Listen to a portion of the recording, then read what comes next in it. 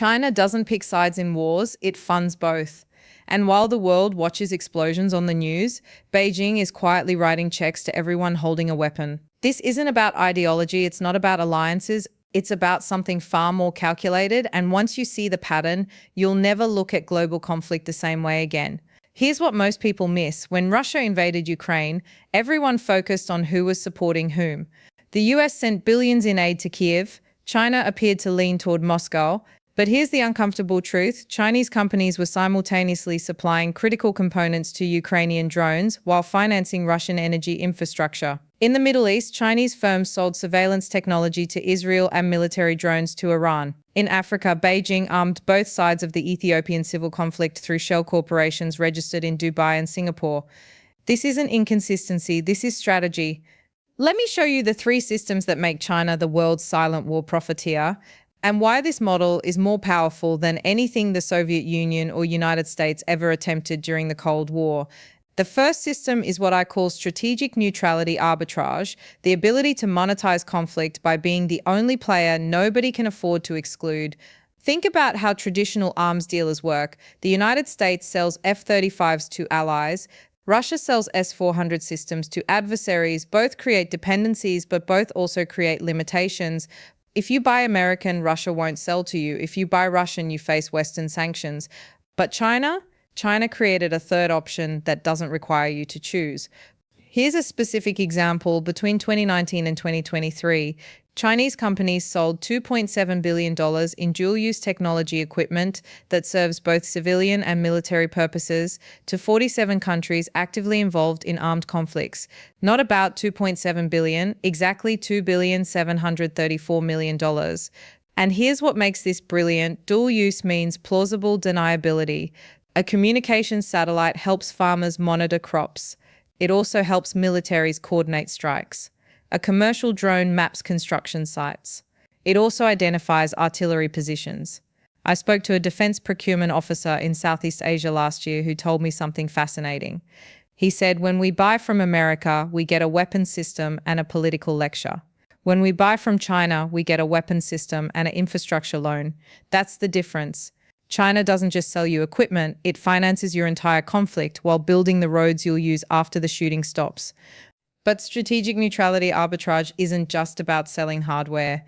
It's about controlling the infrastructure that makes modern warfare possible. 93% of the world's rare earth elements used in precision-guided munitions are refined in China. Not mined, refined. You can dig up neodymium anywhere, but turning it into the components that make a Javelin missile hit a tank at 3 kilometers, that requires Chinese processing facilities. Here's what this actually means. Every time a Ukrainian Javelin destroys a Russian tank, Beijing profits. Every time a Russian cruise missile hits Ukrainian infrastructure, Beijing profits. And neither side can afford to antagonize the supplier because there is no alternative supplier at scale. Let me give you another number that matters. In 2022, at the height of the Ukraine war, China's exports of non-lethal military support equipment, body armor, helmets, night vision components, communications gear increased by 34% to countries involved in the conflict. Both sides of the conflict. The same factories in Shenzhen producing tactical gear for Ukrainian territorial defense forces were producing identical equipment for Russian private military contractors. Most people think this is hypocrisy, but here's what they're not showing you. This is the same model China uses for economic development applied to conflict. When China builds infrastructure in Africa, it doesn't care if you're democratic or authoritarian. It cares if you can repay the loan. When China supplies military technology, it doesn't care about your ideology. It cares about continuous demand. And here's what should terrify Western strategists. This model is completely sanction-proof. You can't isolate one side without hurting the other. Stay with me, because the second system is even more sophisticated, and it's the one that makes most intelligence analysts completely miss what's actually happening on the ground. So here's the second force at work, and this one operates completely differently. I call it conflict infrastructure dependency, and it's not about what China sells during wars, but what it builds before they even start. Let me explain what I mean. In 2018, a Chinese state-owned company completed a fiber optic network across Eastern Europe connecting Poland to Kazakhstan. Officially, this was about internet connectivity for rural areas. But here's what nobody talks about. That same network now carries military communications for 3 different countries involved in proxy conflicts with each other. China doesn't own the data, it owns the cables the data travels through. When I was in Belgrade 2 years ago, a telecom engineer told me something that stuck with me. He said, "We argue about NATO and Russia, but when our secure communications go down, we call Huawei." That's not a political statement. That's infrastructure reality. Here's the pattern. China builds the roads, ports, energy grids, and communication networks in conflict-prone regions long before the fighting starts. Then, when war breaks out, both sides discover they're operating on Chinese-built infrastructure. And here's the part that should surprise you. They keep using it because modern militaries can't function without it. Let's look at the specifics. In Africa, Chinese companies have constructed or renovated 136 ports and deepwater terminals since 2008. 13 of these ports are in countries that experienced civil conflicts or interstate wars in the last 5 years. In every single case, all factions continued using Chinese port infrastructure throughout the fighting. Why? Because there's no alternative. You can't fight a war without logistics, and you can't run logistics without ports. The same thing happened in Sri Lanka. During the final phase of the civil war in 2009, both the government and Tamil rebels relied on Chinese-built roads in the north. After the war, Sri Lanka couldn't pay its debts, so China took operational control of Hambantota port on a 99-year lease. That's not conquest, that's something more permanent, economic lock-in that survives regime changes and civil wars. Here's what makes people uncomfortable. China isn't trying to win conflicts. It's trying to make itself indispensable to whoever does win. Think about the difference. The United States spent $2.3 trillion in Afghanistan trying to determine the outcome. China spent $280 million building the Mes Aynak copper mine and negotiating extraction rights with the Taliban, the Afghan government, and local warlords simultaneously. When Kabul fell in 2021, guess whose mining rights remained intact? If you want to understand China's war economy, just look at what happened in Yemen. Most people know about the Saudi-Iranian proxy war. What they don't know is that Chinese companies maintained operations in Yemeni ports controlled by both Houthi rebels and the Saudi-backed government throughout the conflict. Not by choosing sides, by being useful to both sides. The Houthis needed port revenue, the Saudis needed supply routes. China provided technical expertise to both and collected fees from both. Here's what this actually looks like in practice. A Chinese engineering firm operates a container terminal in Aden. Officially, it's controlled by the Saudi-backed government. But to keep the port running, the firm pays security fees to local Houthi-affiliated militias who control the roads leading to the port. Both sides profit, both sides need the port functional. Neither side can afford to exclude China. This is conflict infrastructure dependency in its purest form. Now, most Western analysts see this and think it's short-term opportunism, but here's what they're missing. China is building a global infrastructure network that becomes more valuable during instability, not less. American power projection depends on stability. Carrier groups, air bases, allied governments. Chinese economic projection depends on necessity. Ports that work regardless of who controls the capital. Roads that function regardless of which faction holds the territory. Refineries that process oil regardless of which warlord owns the wells. Let me give you one more number that reveals the scale. Chinese policy banks have issued $537 billion in infrastructure loans to countries classified as high political risk since 2008. That's not despite the risk, that's because of it. High-risk countries pay higher interest rates and offer better resource concessions. If you're finding this valuable, hit that like button because what comes next is the system that ties everything together, and it's the one operating completely in the shadows. The third system is the one most people never see, and it's operating right now in boardrooms across Shanghai, Dubai, and Singapore. I call it secondary market warfare financing, and it's not about selling weapons or building ports. It's about creating the financial architecture that lets conflicts continue when everyone else walks away. Here's what nobody tells you. Wars don't end because one side wins. They end because one side runs out of money. And China has built a shadow banking system specifically designed to keep that from happening for anyone willing to pay the price. Let me show you how this works. In 2019, Venezuela was under comprehensive US sanctions. Its oil industry was collapsing. The government couldn't access international markets. Every Western bank had closed its doors. But somehow Venezuela kept shipping oil and importing weapons. How? through Chinese commodity-backed loans that never appeared on any official ledger. Here's a specific mechanism. A Venezuelan state oil company signs a futures contract with a Chinese trading firm registered in Singapore.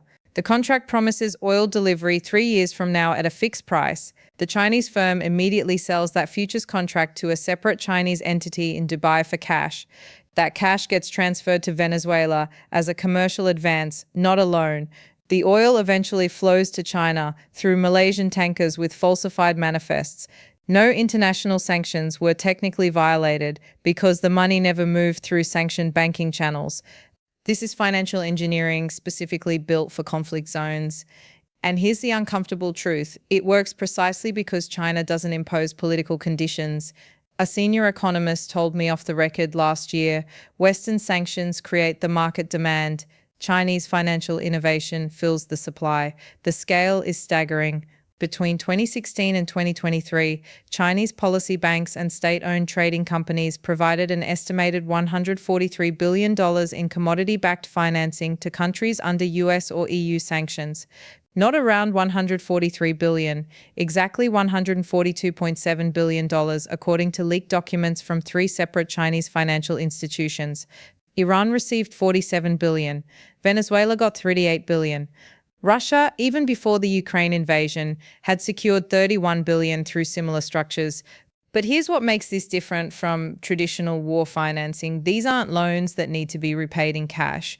They're repaid in resources, oil, minerals, rare earths, agricultural commodities, which means China isn't gambling on whether a government survives.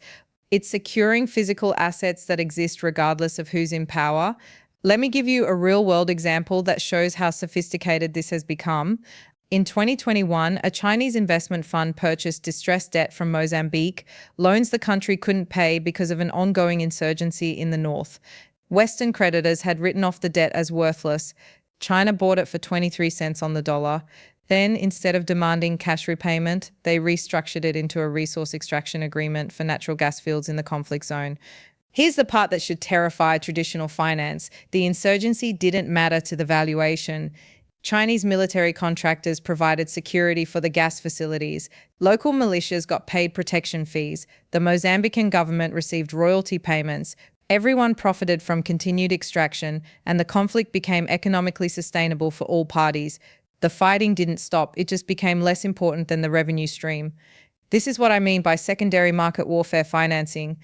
China isn't funding one side against another, it's funding the economic ecosystem that makes extended conflict profitable for everyone involved. Western powers try to end wars through pressure. China makes wars economically sustainable, then positions itself as the primary creditor when reconstruction begins. Here are the numbers that reveal the pattern. Of the 47 countries that received Chinese conflict zone financing between 2015 and 2023, 34 of them are now in debt distress.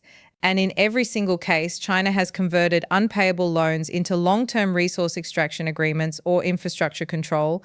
This isn't debt trap diplomacy, this is conflict zone asset acquisition. I talked to factory workers in Shenzhen who produce components for both Ukrainian and Russian military suppliers. You know what they told me? They don't know which country their products end up in. They just know the orders keep coming. That's the system working exactly as designed. Let me pull this together because these 3 systems don't operate independently. They form something much bigger. So here's what happens when you combine strategic neutrality, arbitrage, conflict infrastructure dependency, and secondary market warfare financing. You get what I call the perpetual conflict profit model, a system where China doesn't need wars to end or begin. It just needs them to continue long enough to lock in structural advantages that outlast any government, any regime, any peace treaty. Think about what this actually means. The United States spent the 20th century trying to win wars. The Soviet Union spent it trying to spread ideology through wars. China is spending the 21st century making itself economically indispensable regardless of who wins wars. That's not a better moral position, it's a more durable strategic position. Here's the synthesis. While Washington debates whether to support one faction or another, Beijing is already financing both, building the infrastructure both will need, and structuring the debt both will owe when the shooting stops. By the time Western policymakers decide on a strategy, China has already locked in 3 revenue streams that don't require a political outcome. Let me show you what this looks like in practice across all three systems simultaneously. Take the situation in Sudan right now. Chinese companies built 70% of Sudan's oil infrastructure before the current civil war. That's conflict infrastructure dependency. During the fighting, Chinese firms are selling communications equipment and vehicles to both the Sudanese armed forces and the rapid support forces through intermediaries in Uganda and Chad. That's strategic neutrality arbitrage. And Chinese policy banks hold $6.4 billion in Sudanese debt that's being quietly restructured into gold mining concessions in conflict zones. That's secondary market warfare financing. All three systems operating simultaneously. And here's what makes it brilliant. No matter which faction wins, China's position strengthens. If the SAF wins, they'll need Chinese loans to rebuild and Chinese infrastructure to restart oil production. If the RSF wins, same outcome. If the country fragments into multiple statelets, even better, more governments means more clients needing the same services. This is the part most Western analysts can't process. China has created a geopolitical business model where instability is a feature, not a bug. American strategy assumes that chaos is bad for business, so you need to impose order. Chinese strategy recognizes that chaos creates dependency, and dependency creates leverage that survives any political arrangement. Here's the exact number that proves this. In countries that experienced civil conflicts between 2010 and 2023, Chinese foreign direct investment increased by an average of 34% during the conflict period compared to the 5 years before fighting began. Not despite the wars because of them. Chaos depresses asset prices, eliminates competition, and makes governments desperate for anyone willing to do business. Now, let me give you 3 scenarios for where this goes. Scenario 1, Western powers recognize the pattern and create alternative infrastructure financing at scale. Unlikely it would require $500 billion annually that no democracy can justify to its taxpayers. Scenario 2, regional powers try to reduce Chinese dependency by diversifying suppliers. Possible, but it requires 15-20 years of investment, and most conflict zones don't have 15-20 months of stability. Scenario 3, this becomes the new normal. China establishes itself as the global conflict economy's central banker, and every future war becomes partially a Chinese franchise operation. I'll let you guess which scenario is most probable based on current trajectories. Here's what you need to understand. This isn't about China being uniquely evil or uniquely smart. It's about China recognizing that 21st century power isn't about controlling governments, it's about controlling the systems governments depend on. The rare earth refineries, the port terminals, the 5G networks, the commodity trading platforms, the debt restructuring mechanisms. The United States still thinks in terms of allies and adversaries. China thinks in terms of clients and dependencies. And in a world where conflicts are increasingly complex and permanent, the client model wins because it doesn't require loyalty, it just requires need. So here's my question for you, and I want you to answer in the comments. Can any country actually escape this system once they're in it? Or have we already entered an era where Chinese economic integration is more permanent than any military alliance? Subscribe if you want more analysis that challenges how you see global power, because what's coming next makes this look simple. And if this changed how you think about modern conflict, hit that like button. It tells me you want to go deeper into the systems nobody else is explaining.